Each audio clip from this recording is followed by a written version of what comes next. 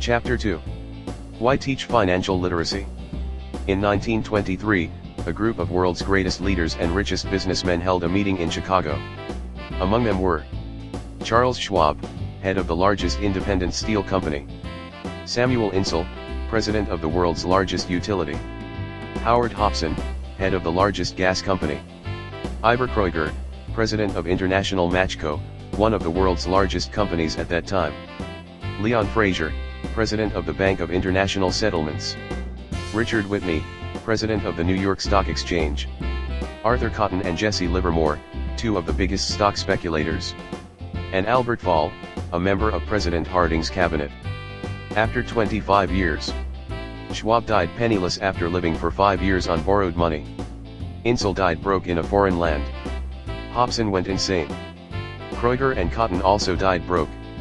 Whitney and Albert Fall were released from prison. Fraser and Livermore committed suicide. The question is, what happened? Well, if you look at the date, 1923, it was just before the 1929 market crash and the Great Depression, which had a great impact on these men and their lives. The point is, today we live in times of greater and faster change than these men did. Too many people are too focused on money and not on their education. Flexible people grow richer and richer despite tough changes. Most like to think money solves problems. But in reality, it is intelligence that solves problems and produces money. Money without financial intelligence is money soon gone. Most people wanted to find a shortcut to become rich and don't focus on the way of getting financial education. Robert used to say, the old-fashioned education system don't teach finance. Kids graduate from school with virtually no financial foundation. They decide that the answer to their financial problems is to find a way to get rich quick. So, the question is what to do about it? Well, to get started, you must know the difference between an asset and a liability. In simple words, an asset puts money in your pocket. On the other hand, a liability takes money out of your pocket. Have a look at the diagram. What can you see? The top part of the diagram is an income statement, often called a profit and loss statement. It measures income and expenses, money in and money out. The lower part of the diagram is a balance sheet.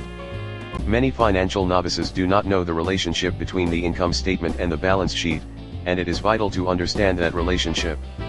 This is the cash flow pattern of a liability. Let's have a look at the diagram. What can you see now? Assets and liabilities have been defined through pictures. It may be easier to understand my definitions in words. An asset is something that puts money in my pocket. A liability is something that takes money out of my pocket. Rich people simply spend their life buying assets. Poor or middle class, spend it by buying liabilities. Illiteracy in words and numbers is the foundation of financial struggle. If people are having difficulties financially, there is something that they don't understand, either in words or numbers. The rich are rich because they are more literate in different areas than people who struggle financially. So, to be rich and maintain wealth, it's important to be financially literate, in words as well as numbers. Now, let's have a look at the cash flow pattern of a person in the poor class. The arrows in the diagrams represent the flow of cash, or cash flow. Numbers alone mean little, just as words out of context mean little. It's the story that counts. In 80% of most families, the financial story paints a picture of hard work to get ahead. However, this effort is for naught because they spend their lives buying liabilities instead of assets. This is the cash flow pattern of a person in the middle class and rich class. Everyone has living expenses. Cash flow tells the story of how a person handles their money. People think money can solve their problem. Trust me. It's not true. More money often do not solve the problem. Money only accentuates the cash flow pattern running in your head. If your pattern is to spend everything you get, most likely an increase in cash will just result in an increase in spending. What is missing from their education is not how to make money, but how to manage money. Most people don't understand why they struggle financially because they don't understand cash flow. A person can be highly educated, professionally successful, and financially illiterate. These people often work harder than they need to because they learned how to work hard, but not how to have their money work hard for them. Let me tell you a story. Just think if it looks familiar. Recently married, the happy, highly educated young couple moves into one of their cramped rented apartments. Immediately, They realize that they are saving money because two can live as cheaply as one. They decide to save money to buy their dream home so they can have kids. They now have two incomes, and they begin to focus on their careers. Their incomes begin to increase. As their incomes go up, their expenses go up as well. As a result of their incomes increasing, they decide to buy the house of their dreams. Once they have a house, they have property tax. Then they buy a new car, new furniture, and new appliances to match their new house. All of a sudden, they wake up and their liabilities column is full of mortgage and credit card debt. Their liabilities go up. They're now trapped in the rat race.